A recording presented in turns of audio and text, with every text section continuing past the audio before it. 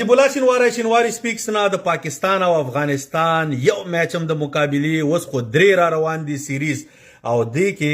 د میډیا جنگ می د هر څه نو د پاکستان کرکټ بورډ چیرمن مخې سره خپل هغه ډز وکړه اوس د افغانستان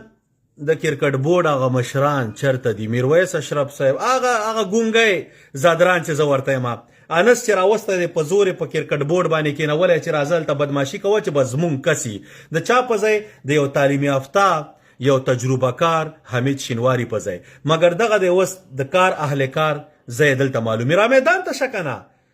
دغه دی دلته اوس دوی ته ځواب ورکړه که نه ستاسې خو کار هم دا دی ګوره ځواب داسې نه چې سړی ډزې وکړي ځواب داسې چې په طریقې باندې ورکړئ ورته او بل خو ماشاءالله صرف چاپلوسان خپلې میډیا ته راولئ چې څوک معمولی وای نه زما خو ته به م ښیې زما بدو ته به م ښیې زما هر څه ته